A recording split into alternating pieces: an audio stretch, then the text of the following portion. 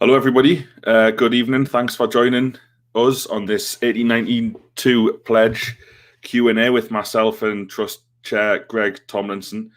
What we're here tonight for is to take your questions. Any questions you've got, nothing is the wrong question to ask about the 1892 pledge scheme. Greg, first of all, we'll kick off with some good news. At the time of broadcasting right now, we've had over £20,000 worth of pledges in today, which is beyond my wildest expectations. There is a live pledge tracker on the Trust website. That's a little bit behind because certain banks take longer to process things than others. But £20,000 in one day is a long way from a minimum of £3 million. But you know what? For 6 or 7 hours, it's not a bad start from the supporters of Newcastle United. So well done to all of you people watching who've achieved that. We think it's the start of something big and something special.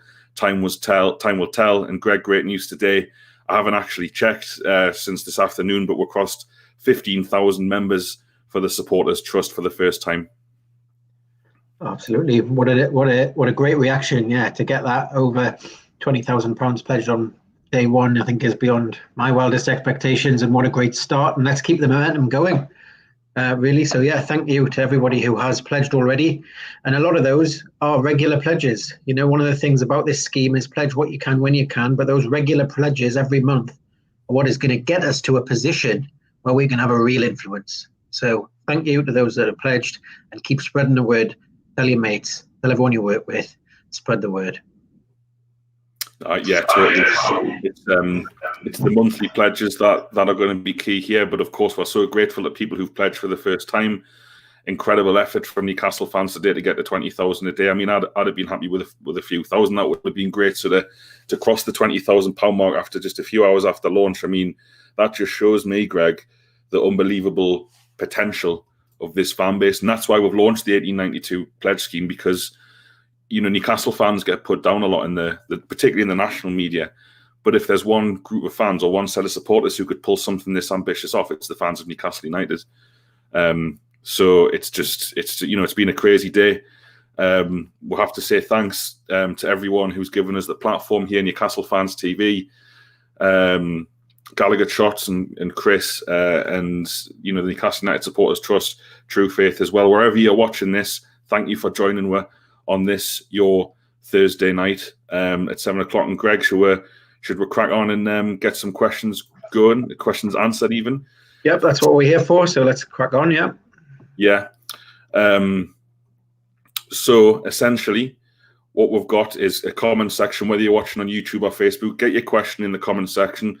We'll do everything we can to get through as many questions as we can. We've got at least an hour, to try and get as many questions from you guys as we can.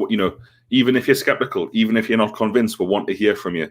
Whether you're a Trust member, whether you've never heard of the Trust before, whether you're behind the pledge scheme, whether you're not, we want your questions tonight. We have nothing to hide. We have nowhere to hide. We want to answer your questions. That's what me and Greg are here for. And thanks for all the kind comments coming in from people like Rachel there. Let me just try and find a question for us. So first one, big one. Have you spoken to the consortium currently? I know they're happy with the proposals. Greg, if you don't mind, I'll take this one. No, I haven't. We're involved a little bit with Amanda Staveley last summer when we canvassed our members to get in touch with their MPs to try and put us in front of Richard Masters, and 8,000 of you answered the call. And thanks to range of pressure from MPs, we got in front of Richard Masters and got some answers. Not the answers we maybe wanted, but we got some answers. Rather than go to anyone this time and tell them what we might do or what we're going to do, we thought it would be better to do it, rather than speaking to potential owners and telling them what could be. We wanted to get this launched. We want to get this off the ground because it's absolutely essential that this had a good start. And we think it has had a good start today, with the 20,000 in there already. So rather than, speaking to potential owners, we want to do this for the supporters, for the wider fan base. And then if we're successful, and it looks like we're going to be successful, we've had a good start, I'll repeat that, then those conversations could happen as and when this PCP and partners and their colleagues get control of the club. There's no point us going and telling people what we might do. We'll have to show them what we can do as Newcastle United supporters and the Supporters Trust in trying to raise a sizable sum of money. You know, if the club is sold in the Premier League, and let's face it, we all want the club to be sold in the Premier League. I imagine most of the people watching want this club to be sold to Amanda Staveley's consortium. That's what we all want at the Trust. It's going to cost a lot of money just for 1%, but this is why we're here. This is what we're doing. The 1892 pledge scheme tries to envisage what can be possible. What as Newcastle United supporters can we achieve? That's what I'm excited to find out, Greg. Absolutely. Well said. I don't think I really need to elaborate on that. That's such a well put point, really, Alex, on that one. I mean, what a great start. But yeah, you talk to people with the money talks, I think is the line that you used earlier today, Alex. You talk to people when you have something that you can do. And we can put the fans through this scheme together in a position where we can go and do things, and money talks. So let's build that fund, and then we're going to have the conversations. Yeah, Mark says very ambitious project, but definitely something to get behind. Thanks, Mark. We don't deny this is ambitious. We don't think it's unrealistic, but we know it's ambitious. That's why we're really keen to make clear that if this money that you're good enough to put into the Supporters Trust can only be used for two reasons. You know, we've appointed our four guardians: Warren Barton, Lee Humble, corporate accountant, Ian Mearns, MP, and George Colkin, football writer. They look after your money. You know, they know it's an ambitious project. Alan Shearer knows it's an ambitious project, but he's publicly backed the scheme tonight. I should probably load an image of that to show people rather than just say it, but I'll get onto that while you're talking, Greg. We know it's ambitious, but you know what? Newcastle United should be ambitious. You don't hear about ambition enough in relation to Newcastle United these days. You don't hear about hope enough in relation to Newcastle United these days, and that's what we're trying to do. We're trying to build an ambitious scheme to do something ambitious. Never been done before in the Premier League, never been done by a different set of supporters in the Premier League, but there's nothing to say, you know, that we won't be the first. No one had got a 50,000 average attendance since the Second World War. In the Championship, we did it as Newcastle United fans, one of the highest crowds in Europe, while a Championship team. If there's anyone, I keep saying it, if there's anyone who could do this, it is the supporters of Newcastle United. Let's have a look for some questions here, because there's lots of really, really brilliant comments coming in. So John says, how about contacting the likes of Shearer, KK, Sting, Mark Knopfler and others? So yeah, we have spoken to Alan Shearer. He's on board. He's tweeted it tonight. I can confirm he has pledged to the scheme. So if Alan Shearer is on board, that, you know, that for me, Greg, although me and you have launched this, that would be good enough for me, that Alan Shearer would support something like this. If it's good enough for Shearer, good enough for Warren Barton, Steve Howie's on board, which is fantastic. Hopefully we'll see more of these players coming out. It was a complete shock to us this afternoon that Alan Shearer gave us his public support like he did, mate. How did it make you feel? Oh, so proud, so proud. I think I took a screenshot of it and sent it to all my mates. I mean, to have, you know, Alan Shearer, you know, back up this scheme, you know, shows us, you know, validates some of that hard work. But yeah, it's just the beginning as well, and all the support we can get. But yeah, unbelievable. I mean, makes you warm inside to a point when someone like Alan Shearer, I mean, I'm lost for words almost at that. On day one, to have had that, you know, that support is phenomenal. Yeah, I totally agree. Just trying to find some questions. This is a good question from Ken. Hello, Ken, mate. How long will the money be held before it's given to charity? So essentially what we've agreed with the guardians who look after your money is that if the fund doesn't grow by 10% in a year, they would vote whether to end the fund and donate to charity or not. Any vote that our guardians made, whether to donate the money to charity or if we came to an agreement of potential owners of Newcastle United, any vote that they made would need to be ratified by the members of the Supporters Trust. So if you've pledged and you've joined the trust because the money belongs to the trust, you have a vote in where that money goes. So if you want the plans, you know, if you believe that it's not going to happen for whatever reason, and the money goes to charity, you get a vote on that. If we do speak to owners in the future who say, okay, give us your X million pounds or whatever it may be, you can, you know, and we'll give you a couple of board positions, or this is how we'll make supporters integral to the club for use of that money. You get a vote on that as well. So everything goes through the Supporters Trust members. You're the most important people here, the Supporters Trust members. The money belongs to you. Let's have a look. Ed Coles, Greg, because I've done a lot of talking so far, so I'll leave to you. What can we do with 1% of ownership? Well, what can you do with 1%? Well, that's a good question, and it's looking into the future. But I think actually you can do quite a lot with 1%. We're not naive enough to think 1% lets you run a football club.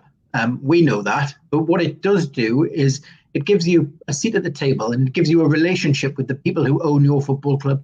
and it gives you an influence on them and their behaviour in a way that they make their decisions. And it means that the fans are at the heartbeat of how the decisions that when they're being made at the football club. For example, decisions to rename the stadium to the Sports Shop Arena. Was there a Newcastle fan consulted on that decision? Think of all of those decisions like that have been made over the last 14 years, and just think, would a Newcastle fan sat in or sat as part of that process, go along with that? To what point? Think about that. So I think it does. But the main benefit at 1% is really that behaviour. Any owner who comes in and takes on this football club should see our fan base as an asset. Alex has just talked about 50,000 fans in the Championship. If anyone can do this scheme and get it to 1%, and it is us. But yeah, it's about influence, it's about relationships, and it's about making sure that the fans are at the heartbeat of every decision that the club makes. But ultimately, equally, we know 1%, we're not naive, we know 1% is not 51%. It doesn't give you control of the football club, but it gives you far more influence in how it's ran for the betterment of Newcastle United fans. Well said, mate. Jamie asks from Facebook, what is the target amount? Great question, Jamie. It's very hard to know what the target amount is because it depends on what the football club sells for. But what we do know from what we read in the media is that in the Premier League, as a Premier League club, the club seems to be valued as a minimum by Mike Ashley of £300 million. That's what he wants to sell it. So you'd say 1% of 300 million is £3 million. So that's probably our minimum target. Now, we want to raise this money for a number of reasons. It's not just about the Premier League. We only have to look at what happened to Sunderland, got relegated twice. It could happen to anyone, that, or particularly badly run clubs, of which we would argue Newcastle is one. And, let's be ready. Let's be ready to save the club. So it's not just about getting the 3 million if we got there and stopping. It could take us a couple of years to get to 3 million. This is a long-term project.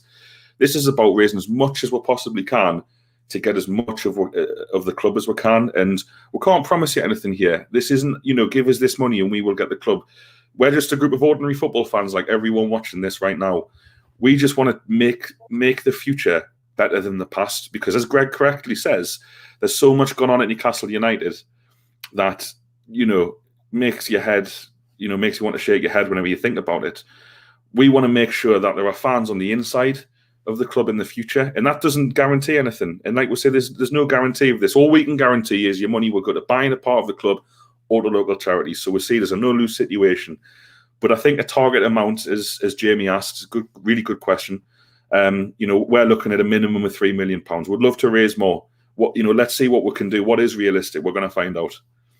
Tom Lynch says, really ambitious idea. Thanks, Tom. It is. We appreciate your support. Chris Wallace says, can you explain the difference between buying the club and having a share in the club? Seems like there's some confusion on social media. Well, that's what we're here to do, Chris. Me and Greg is clear up any confusion and answer your questions. So, Greg, do you want to take that one, mate? So can you just pop the question, well, the difference between buying the club and having a share in the club? Well, that's like what I said before, where we know, this is going to be pretty ambitious if this scheme was to raise enough money to buy the club outright. But at Mike Ashley's current valuation, 1%, you're looking at around £3 million. And that's about, obviously, with a willing seller, and a willing new buyer that we could go on board with 1% and having that influence, really. But the way that this was set up, and the money can only be used to buy a share in Newcastle United, that share would then, subject to the members of the trust agreeing to that purchase, would then be owned by the supporters trust. Spot on. Question here, can I ask what do NUST think you can achieve with 1%? Well, we've talked about that. Greg's given an answer about that already. Also, this has been discussed with the NUST since 2018. Why are paying members only finding out today? That's because to launch something, you have to build it. You have to do the hard work in the background. If you just went to a load of members and said whatever came into our head, that would be an unrealistic and ridiculous way to do things, to be honest with you. The trust is completely transparent. We had the largest ever supporter elections in English football history with nearly 6,000 people voting last year. We've attracted 15,000 people to the trust. We as a board are elected on pledges. My election pledge was to launch the most ambitious, fan-led fundraising project in English football history. So I've stood on that platform, so it wasn't a secret to anyone, and nearly 70% of the trust members voted me back in on that platform. So we're totally confident with the way we've handled things so far. Greg, I will look for another question from Julian. Can you clarify the corporate governance process that oversees the management of funds generated by the pledge scheme? Thanks. Great question, Julian. That is a very good question. Well, I guess first of all, we have our trustees, which you've heard about. Guardians. Guardians. And that was bound to happen, wasn't it? Guardians. The guardians that are going to look after. They are there to guard, to look after, to safeguard that money. So it will sit in a separate bank account, effectively an escrow, and it is protected. And they form that group. So we have Warren Barton, ex-Newcastle United right hand England right back. We'll have Lee Humble, who is a chartered accountant and a Newcastle supporter. Ian Mearns, MP, Gallagher End, season ticket holder, and George Culkin, the senior writer at The Athletic. Their role is to effectively look after and safeguard that money. So it's in a separate account. It's separate to the funds that we generate from our membership in terms of the day-to-day running costs of the trust. And it's there, and its purpose is to be only to be able to be used when and if to buy shares in Newcastle United. The other point to note as well is any recommendation made by the trustees, I've done it again, made by the guardians, I'll get that right, guardians, any recommendations made by the guardians, for example, to cease the scheme or, for example, to buy a share in the club, would go to a vote of the members of the Supporters Trust. And it's the trust runs and operates on a very clear one member, one vote policy. Well said. Aaron says, I've seen some people say they would rather a refund instead of all the money going to charity. Thoughts? Yeah, Aaron, this is something that we discussed at length before launch. We wanted to make sure we're going to do something really positive. We wanted to make sure that whatever happened with this money, it went somewhere positive. That's why we've gone down the charity route.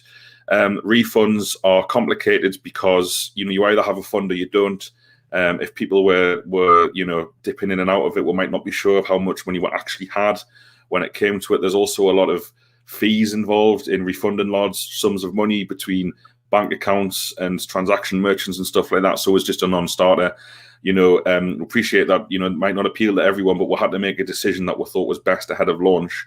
And we're happy today, with the way it's gone. We think a lot of people are behind it, but we also understand this isn't for everybody, and people are skeptical, and that's fair enough. We're here to be as transparent as possible and give you some of the answers to your questions and the reasons. But that's definitely something we considered, mate. But decided to go for the charity aspect instead.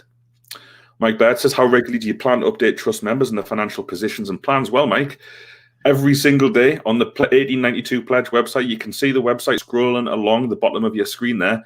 The money is updated. So we're totally transparent with this in terms of what's gone in to the pledge scheme and what is in the pledge scheme at the minute. So you can see every single day. You can update your page to refresh it to see how it's getting on at any given point in time. Some donations you make won't update straight away because some banks take longer than others to process direct debit payments, but the vast majority should update straight away. I think it's a 3 to 5 day processing wait on certain banks. But we want to be completely transparent about this. You can log on to our website 24 hours a day and have a look at what's there, mate. Mike Jen said, what's your thought on safe stance in James's Park? Love it, mate. Get it done. What else have we got? Okay, with fan-led ownership, how would the decision-making of the day-to-day runners of the club be affected? Will it be down to a vote like other clubs? Okay, great question, Aaron. Fan-owned doesn't mean fan-run. So if the club ever did get a majority shareholding in the club, if it fell through the leagues and we had to save it or whatever, you want your football club to be run by the very best people in that industry who have experience, who have knowledge. So, whilst we think there should be fan influence at the club, we don't think clubs should be run by, for example, members of the Supporters Trust board. Having said that, I look at our board of guardians who look after your money in Warren Barton, George Culkin, Ian Mearns, and Lee Humble, and I look at the Newcastle United board at the minute, which doesn't exist. There's only Lee Charnley in any kind of corporate management position at the club. And I'd say our board would probably do a better job of running the club with their experience, their skills and their know-how. But supporter-owned does not mean supporter-run in general. But of course, any of those decisions, even in how the trust would do things if we achieved our goal, would be down to you, the members. It wouldn't be up to me and Greg. Greg, do the current owners know of your plans? I think they do now. I think they probably do now, yeah. Not before launch, no, but I think they probably do now, given the media attention today. I've seen a lot actually on social media today around, would this mean 1% of buying 1% off the current owner? Now, if we were in a position to buy 1%, that is a matter for the members to decide based on a recommendation from the trustees. My personal view is that we should be looking to buy 1% when the club is sold and when it changes hands, because 1% with the current owner wouldn't change behaviours. But that, again, is a matter for the members. It's not a matter for Alex and myself. But yeah, so I think they know of our plans. Nice one. Tobias asks, where, when did you guys first get the idea? So the idea came from the foundation of Heart. So Heart of Midlothian in Scotland have done this exact scheme, a pledge scheme, and I think they've got 8,000 fans donating monthly. They've raised 12 million quid. They're going to be a fan-owned club from May the 31st this year. And if you got any of you guys are watching, wanted to hear from the likes of Warren Barton tomorrow night, we've got guests from Hearts to come on to the live event, which the Chronicle are hosting on their social media platforms. They're going to tell you what they did and how they think we can replicate it. So we heard about Hearts and what Hearts have done in this huge amount of money. This, no disrespect to Hearts, I think they're a fantastic club. I'm a Hearts fan myself now. But, in terms of size of support, they're very small compared to Newcastle United. To see what they've achieved, for them to save their football club like they did. They put £3 million of the money they raised into a brand new stand, fantastic stand at their ground. So that's, they inspired us to do this. There's a few other clubs up and down the country as well that have done great things. But I think, what we did when we decided to do it, I'll tell you the story. I don't know about anyone watching, but I walked in late to that West Ham game that we lost 3-0 under Rafa Benitez in December 2018. And I'd read on social media how, I thought I'm going to have to get there like early, not to the ground, but just to queue up, because I probably won't get in until half time because there's so many people don't walk in on time. And unfortunately, there was only a couple of thousand people did it. And actually, when we walked in, the team conceded a goal, which was a bit of a nightmare as well.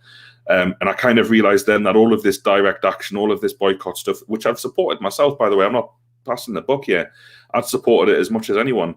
We just thought there had to be a better, more constructive way to try and influence the future. So trying to force Mike Ashley out for all the great efforts that have been constructed in that area. Greg, you can tell people more about that more than I can with the stuff that you've done. We just thought there had to be a positive and an ambitious scheme for supporters to get behind, something that really celebrates the Newcastle United fan base. And every time I click on the account for the money that we've raised, the figure goes up again. So we think so far on day one, we've kind of proved to ourselves and proved to the world, because this has been big news. It's been on Sky Sports, BBC, 5 Live, Sky Sports News. We think that this is the time for Newcastle United fans to come together and do something positive. I hope that answers your question. Let's have a look at a few more. Getting a few of the same questions which we've already touched on, so I'll try not to repeat ourselves. This, of course, will be available to rewatch, or you can rewind if you're watching live. Steve Burnham says, you sure you're not raising money for a haircut, pal? No, I can afford my own haircut, Steve, mate, but the barbers don't open until Monday, and unlike Joe Linton, I don't know anyone to come around and do it, but you'll see the difference next week if you jump on a live stream. Great to have support from Greece. Thanks very much, mate. Chris Wallace says, can I get an 1892 pin badge? Yes, you can, Chris. That's a great question. I'm wearing mine here. I'm going to try and hold it up to the camera.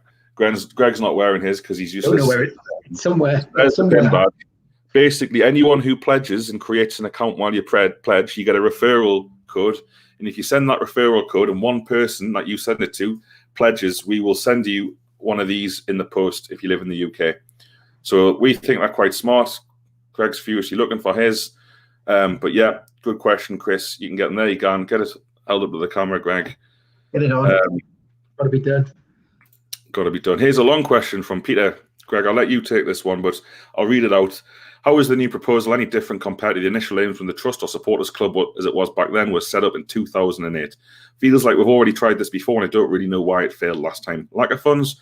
Why will this time be any different? No intention of being negative. I want to be convinced. Peter, don't at all think you're being negative. I think it's a fantastic question. Thanks for sending it in, Greg. That's a very good question, and I can't speak for those custodians of the trust at the time who ran that scheme at the time.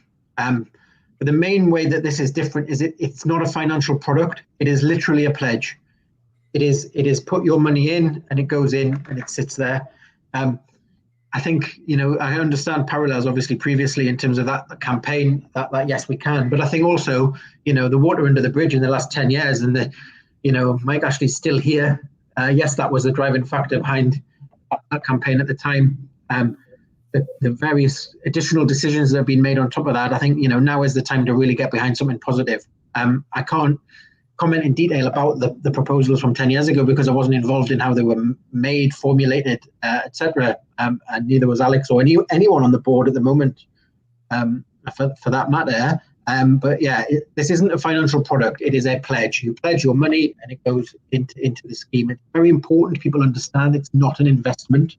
It's not. We're not asking for your pensions or any form of investment. It's to give what you can. £5 a month, if that's all. Put £5 a month in, please, if you can afford to do it. But don't overextend yourself either. This is a pay what you can afford pledge into a fund.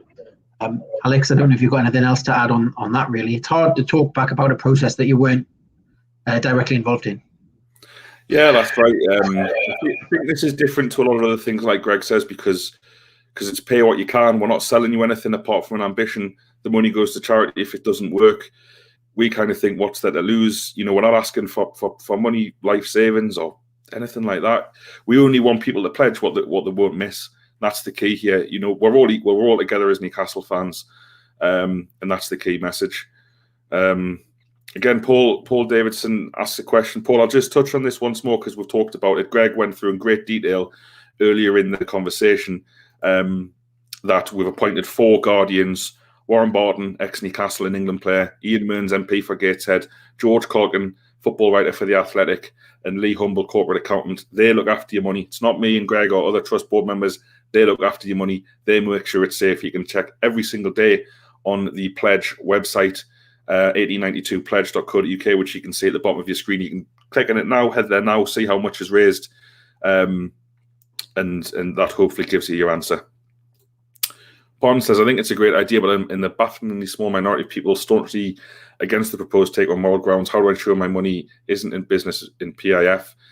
Well, there's no way to guarantee that apart from if you're a trust member, Pond, you get a vote like everyone else. So you do have your say because you get a vote. We're all equal. Anyone who's watching this who's a trust member, about to become a trust member, Greg, who's your chair, me, who's your previous chair and a board member, our vote counts as much as yours in the running of the trust. So everyone's equal. Everyone gets a vote, and that's all I can say to that one. Look now for some more questions here. So Train Sun says, hi lads, surely the prospective new owners will see the benefits of the scheme given their plans for investment in the local area, and transparency will be key towards this. I mean, we've covered, Greg, the fact that we haven't spoken to them yet. Do you want to just say a couple more words on what Train Sun's saying there about, what you think they might do, or, any new owner? I think it's just to repeat that point that you made at the beginning around, wanting to go into those conversations with prospective buyers, whoever they are, with the ability to do something, rather than going in and saying, we could do this or we could do that. Let's build this scheme. Let's go and have conversations when we've got money behind it and we can actually meaningfully do something. I think that goes for the current protracted takeover at the moment. But if that was to fall through as well, then there's also the potential opportunity to go and have those conversations. Why couldn't we, in that scenario, now noting that 97% of our members want this takeover to go ahead, and very much is the view of the trust, given what's on offer, so to speak. But say it was to fall through, why couldn't it be the Supporters Trust, democratic organisation, going and talking to other organisations, other potential buyers, or these potential buyers, and saying, look, let's form a consortium. We've got X million pounds behind us. Let's come in with X percentage. You know, it might not be required. It might happen. We don't have a crystal ball here. You know, this is just the start, but let's have something behind us and be able to have that influence and have our say as a set of supporters, really. Yeah, well said. John says, "Hi, gents. How would someone who pays £5 and the next man pays 50? How can the NUST team make that fair if there's a chance of owning a small percentage of the club?" John, we want people to give what they can. So some people might be able to give 50 quid, which is fantastic. Some people might be able to give a £5 a month. That's fantastic. You know, we can all afford different amounts. Everyone in the trust is equal. We'll all get there together. You know, this will succeed or fail based on Newcastle fans, thousands of Newcastle fans working together as one, you know, without any difference between us. We're all the same. I don't care if you're watching, you know, in Hebden or Helsinki or Washington, DC or Washington, south of the Tyne. We're all Newcastle fans. We all want the same thing. We all want this football club to be what it should be rather than what it has become. So, you know, we're quite clear on that we want people to give what they can. Everyone's equal. You know, if people can afford to give more, brilliant. We're absolutely buzzing that you can, and we're really grateful for that money. If you can only afford to give £1 a month, that's still brilliant. You know, we're still really grateful. We're all equal in the trust. I can't say much more than that. Well said. Ryan Norman says, if there was no opportunity to buy a share in the club in the future and the owner, whoever it is, was receptive, would it be possible to use the funds as something that would benefit the facilities? I assume you mean at the club. That's a tough one, mate, because, you know, if a new owner wasn't willing to give the fans a part of the club, then why would we be kind of gifting money to them? But like I'll keep saying, up to the trust members, up to you. If you put your money in, if you're a trust member and you've paid your £2 to join up and £1 a year thereafter as a trust member, that vote goes to you. So if new owners came along and said, no, we don't want to give you a percentage of the club, but can you give us £5 million for a new training ground? That would be up to you and the 15,000 and counting other members to make that call. But great question. There's lots of fantastic comments coming in. So let's have a look here. Alan Park says, can see how much is raised in the website. Will you be publicising how many people are pledged, how many regular donators there are? Yes, we will. Definitely, Alan, we'll do that. We'll leave it, you know, a bit of time for it to grow. Then we'll be communicating. We'll be making a noise about how, you know, how essentially how big it is, how successful it is. We want to be completely transparent and open about all of this. So let's have a look for any more questions. Note to self there, plug your laptop into its charger before you do these things. Apologies for disappearing off the screen there. Not everyone who will donate will be a member of the trust. Is this a way of boosting numbers also? No, I mean, you know, we're considered that making people join the trust, but you don't have to join the trust or be part of the trust. You don't get a vote on the money you donate, but we aren't trying, you know, we want this to be as open to as many Newcastle fans as possible. It would make sense, I think, if you're going to pay money into the trust to be a member and get a vote and be able to vote in elections or stand yourself in an election. The trust elections are open to all members wherever you are in the world, or your support or anything like that. But you know, we're already the biggest supporters trust in the country, where you've got to pay a fee to join at 15,000, which we're really proud of. And the fact that so many people have bought into that is, you know, makes me and Greg very proud and very humble to be part of it. Just to add on that, I think I personally will never apologise for us wanting more members, and the reason I won't is because a stronger and bigger, more active membership gives us, as a set of supporters and a supporters trust, a louder voice, and it means we get taken more seriously. And so that's why, under Alex's leadership, the membership. Greg, one for you here from Dylan. If when we own 1%, will the focus on improvement of the club be on the improvement of the club, or trying to buy more of the club? That's a really good question, but I think the focus, from my perspective, obviously the focus would have to be on improvement, wouldn't it, at this point? But, you know, again, it's not what I think, it's about what the members think. And, you know, if we are in that point in time where we could own 1%, we have to work that through. But it's up to the members really in terms of that. But yeah, I think if you look at where we are now as a football club and what we need, I think, you know, we're not doing this just to say the Supporters Trust owns 1%. We're doing it because, as Alex said, we think we need Newcastle fans inside that football club helping run it. And that is to improve it and to improve the decisions that it makes. You can't, that isn't just it's not here just to be a symbol of ownership. It's here to make it a more effective and better football club. Paul says, what is the current amount pledged? If you know, well, you can check, Paul, on the website flashing across your screen now. There's updates there all the time.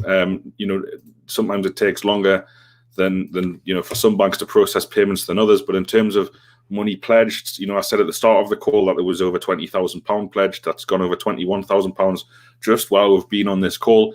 I'm sure that's down to you good people who haven't pledged so far, really enjoying mine and Greg's answers and getting signed up. But yeah, get on board. We're completely transparent.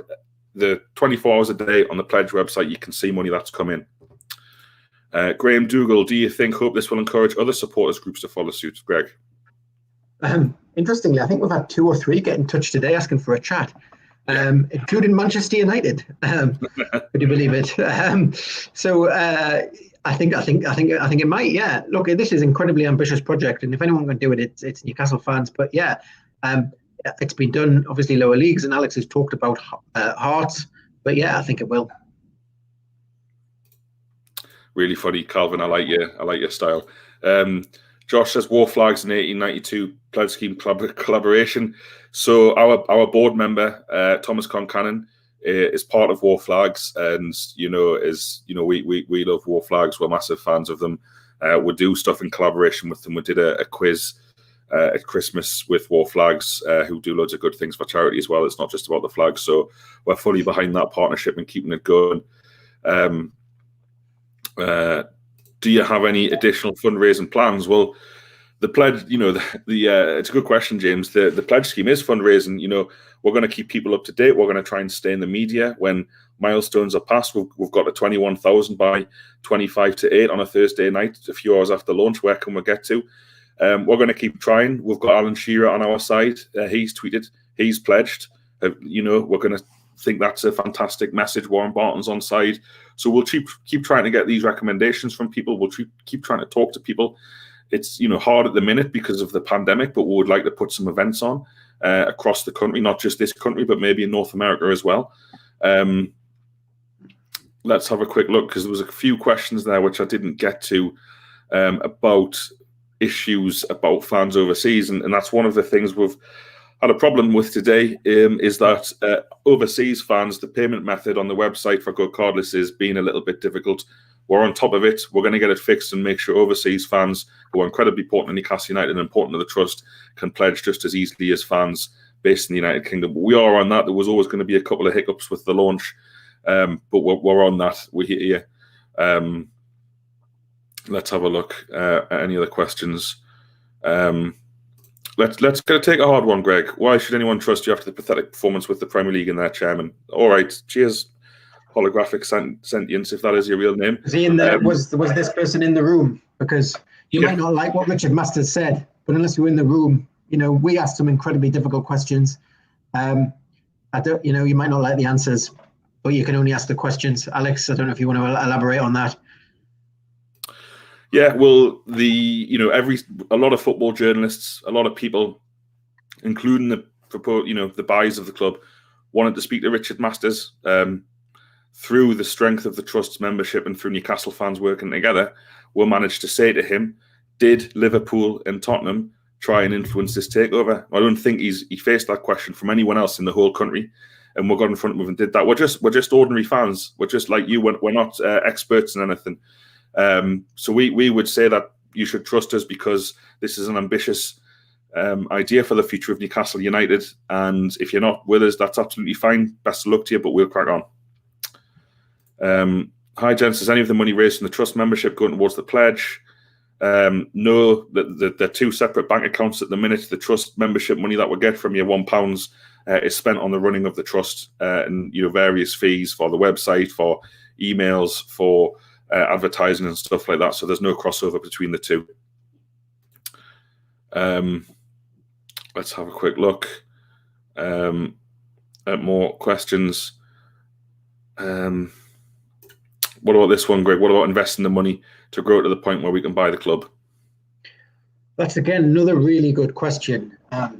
And it's something that I think, has been looked at in the past, but it's an absolute financial product, and financial regulation and creating investments are inherently risky, and come with a lot of regulation and a lot of process, and putting money at risk in that regard. So I think from our perspective, it is a pure, simple pledge scheme in the most simple and basic way, and that's why we've set it up like that. Yeah, I've already answered this one, Greg, but I don't know if you want to take this for Scott Thomas. As a current trust member, trust represents its members. Was this action by the trust raised with its members and voted as an area the paid members wanted the trust to pursue?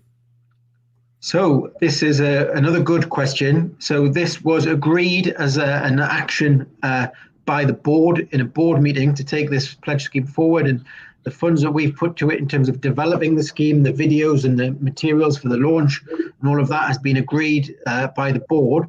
The board is elected. It is a set of, we are open and transparent about that. They're elected to run this organization on our members' behalf. And I think just Alex alone, if you look at Alex's statement from his campaign when he was re-elected to the trust board with a large majority of the vote, was all about this, and 70% of our members voted for Alex in that point. So no, we haven't taken every single point and every single decision back out to the members in that regard, or else they would never get any business done as a functioning organization. You have to trust us as your elected representatives to make those decisions. We think we get them right more often than not, but we're not we're not perfect. So, if you have concerns or issues, we're always here and we're always open to listening to that. But yeah, agreed by the board based on that public commitment in those manifestos and those statements. And then here we are today with the launch. Great, well said. Julian says, you mentioned the figure of £12 million that Hearts fans were able to raise. Just out of interest, how long did it take them to get that number? 2014, and I think they had that figure in 2020, so it took them 6 years to get that £12 million, mate. Mark says, great scheme, or good. I'm not trying to exaggerate what you're saying here, Mark. Good scheme. I just set up the direct debit. Brilliant, mate. We really appreciate it. Thanks so much. Paul says, fantastic scheme. Brilliant. Really, like we've said, we're working on the foreign payment aspect of it and try and get a link up there. Mark says, some are right in thinking this depends on a takeover going through. Mark, that is 100% correct. This is totally reliant on the takeover going through. One day, Mike Ashley will be gone from the club. I know it's hard for a lot of fans to envisage that day at the minute. It's difficult for that reason, but we want to be ready for that day. We want to make sure we have a seat at the table within the club, hopefully, and no guarantees here. We're not trying to sell something that we can't. We're selling an ambition and a hope that when the club does change hands, and it will one day, sooner rather than later, hopefully, but we're prepared for anything. This is a long-term plan. To be able to speak to new owners and say, we've raised this much money, can we buy a percentage of the club based on what we've raised, and what can you give us in return for that? That's the plan. Mike's just confirming there. Martin says, I think the website crashed. It's crashed at several points today, mate. I know this sounds weird, but that's a good thing because of the interest and the amount of people trying to get on at once. We'll really want it to stay up, but if it's crashed for anyone, it's come back on with the refresh or 1 or 2 minutes later. Does this mean in the future that I can claim to be part owner of Newcastle United, Greg, for Johnny Burns?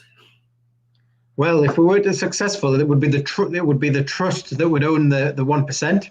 But if you're a member of the trust, then you also own part of the trust, and then the trust would potentially own that 1%. We can't predict the future, but that's what we're here. That's what we've set this scheme up for, and that's how it would work. Setting up a direct debit now. My brother better pledge with my link, get the badge. Yep, stick it on social media, Ryan, if not, or send it to as many Newcastle fans as you know. If you get someone to click your link, you'll definitely get your badge. Promise, completely. Thanks from Magpies 24/7. We're getting a lot of similar questions. Imagine Rio smoke face tonight. That was a bit weird. I'm not lying. A couple of weeks ago, I had to check my phone to see it wasn't tapped because we've been planning this for 3 years. What Rio said was ridiculous because raising £300 million and then in the Premier League that is beyond us. We're not claiming we're going to raise the money to buy 100% of Newcastle United in the Premier League. Appreciate he's a very rich man, so he's probably just used to getting what he wants. But if comments like that are meant to belittle fans, they're not meant to aid us. And with us and the people who've pledged so far and people pledging in the future, we'll concentrate on Newcastle United and do the best we can, and then ignoring people saying stupid things like that.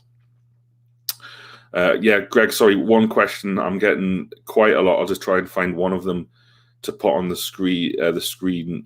Here's one from Aaron. How do you make sure everyone's voices are heard and not just those at the top of the pyramids, social media influencers? Do you want to take that one for Aaron?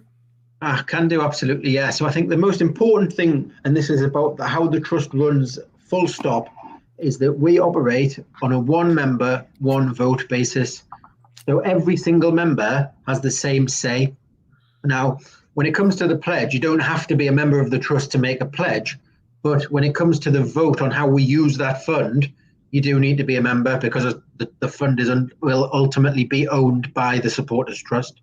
But, it's not influenced by anybody on social media in terms of your followers or your podcast or YouTube or anything like that. One member has one vote, and it is as simple as that when it comes to voting on any recommendations that are made by the Guardians. Yeah. Karen asks, to become a member, can I make a donation direct from my bank? Tap your PayPal. Karen, you don't have to have a PayPal account to become a member. You don't have to log in. There's an option to just put your card details in and pay through that, so it doesn't need to be from your bank. In terms of the pledge, it has to be from through Go Cardless, which is a direct debit platform, even if it's a one-off payment. Lorraine Watt says, Lorraine Waite says, can you buy the pin with the money going into the pot? Not yet. We've only got a limited amount of badges, so we want people to tell their friends, tell their family, get that referral and get it free of charge instead. Dean Richardson says, a lot of negativity within the club and the fan base. Dirty, well done to everyone involved. A fantastic scene up the mags. Psycho Livo says, have you spoken to other fan groups for advice, like Pompey Supporters Trust, who stepped in to save their club? Yes, mate. We've spoken to people who were very instrumental in saving Portsmouth. We've been speaking to people at football clubs up and down the country who stepped in to save their clubs. It was really, really important that we consulted people who've been there and done it. It's very, very vital to speak to the people who've actually got the experience of trying to do what we are trying to do as well. Greg, just for people, again, I mean, we've answered the question a couple of times, but we keep getting asked it about the involvement of people trying to buy the club, and specifically Amanda Staveley and her consortium, who came so close last summer, and as we read in the press, are fighting a battle right now to get it. Can you answer the question there about why we haven't spoken to them? So just to reiterate, we haven't spoken to any prospective buyers because we want to be in a position where we're going to have those conversations with a fund behind us, and we can say, look, we've got this, we can do this, not we're speculating we might be able to do this, could we potentially do this? So that is the primary reason. But we're open, and if any prospective buyer wants to have a conversation, they can. We're probably the easiest people to find. We're very contactable. The current consortium have Alex's phone number, so if they want to get in touch and have a conversation, we are here. We are very easy to be found. But the fundamental principle in that, in terms of launching this scheme, getting it going, is we want to be in a position where we can do things. So we have a fund, we can go and do things rather than speculate. You get taken seriously when you have money, and money can talk, and you can actually enact and do things. If we say we would love to buy 1%, how much money have you got behind you? Oh, we're going to go and raise it later. It's not really a compelling argument for anybody to do business with you. But if we get in a position where we've got something behind us as a supporters trust, we can go and have those very serious conversations and hopefully really do something meaningful here. Yeah, Darren asks, will any of the guardians of yourselves receive salaries or payments for time worked? 100% no, Darren. Absolutely not. We are volunteers who care about Newcastle United. So are the guardians. There's no way we would ever take money from any of the trust money. It's simply not what it's not what supporter activism is all about. Everything that me and the other board members do, and Greg, I can speak on your behalf as well, do this for the love of the football club. We're not interested in anything like that at all. John says, how can people in North America contribute to the trust? You can join through nufctrust.co.uk, and then you can pledge, John, on the website on the bottom. We are having some problems with international payments for the pledge, but they'll be sorted very soon. Peter asks, where specifically is the money stored? It's stored in the Trust's bank account. The Guardians have control over it. We aren't looking at investments or high interest accounts or anything like that. The money can only be spent on two things. We wouldn't invest the money. It can be spent on buying shares in Newcastle United or to go to local charities in the Northeast. Let's have a look for any other questions here as we get to the end of the hour. Chris Wallace says, do you have any plans to be doing the rounds across media outlets in the Premier League and UFC podcasts? I'll let you take this one, Greg, mate. Well, we're open to invitations. Chris, I think I heard you run one, don't you? So, no, in all seriousness, yeah, we're open to go and talking about the scheme. Look, we're an open book. We'll talk to you till the cows come home on this in terms of any serious questions and whatnot. And one of the key challenges is really going to be maintaining momentum. We've had a monumental launch date of the day, far beyond, my wildest dreams. Makes me think of Bobby Robson. We didn't have that. We didn't have wild dreams. That quote wasn't beyond our wildest dreams because we did have wild dreams. But what a day! So yeah, but the answer is yeah, absolutely. Get in touch. Richard says, have you thought about approaching ex-players to donate for our raffles, similar to what Shearer just did? We've already got some ex-players on board, like you're saying, Alan Shearer, Steve Howie and Warren Barton. We'll want to do events and futures for people who contribute to the pledge after the pandemic. We're definitely going to do some Zoom calls with ex-players and stuff like that for people who refer their friends. That's all on the pledge website in the Your Account section. You can head to your referral code, send it on to your mates, to your family, and if they pledge, you will get access to those kind of things. But we're just really grateful that Warren Barton, Steve Howie and Alan Shearer have come out in public, supported this. They didn't have to do it. They could have easily sat back and waited to see what happened. But the fact that they've come out and given us their support is unbelievable, and we're really, really grateful to them. How long do you intend to let the pledging continue, and do you have milestones for amounts raised after 3 months, 6 months, etc.? Greg? Well, we run it for as long as it takes. Really, we've not set a single target really in terms of how much to raise. I think Alex has talked about 1%, and at the current valuation that comes in around £3 million. But for good reason, we haven't set any arbitrary targets that don't actually mean a great deal. But I think we've mentioned already that if the trust doesn't grow, if the fund doesn't grow by 10% each year, the trustees can call a vote of the members of the trust to effectively stop the scheme and donate all of the money to Northeast charities. So that's how that'll work in that regard. But yeah, no real set target in that sense. Yep, totally agree. Alex asks, will the trust automatically attempt to buy shares once a takeover goes through, or will there be a vote on the buying process starting? If PIF were involved as a member, I'd want to vote against. Greg, you've kind of already answered this one in a couple of other questions, but do you want to just make it clear for Alex again if you missed the earlier answers? Yeah, so based on a recommendation of the Guardians on what to do, then that goes to a vote of the members. Now, I think you can all agree that you have to vote on something before it happens for it to be meaningful.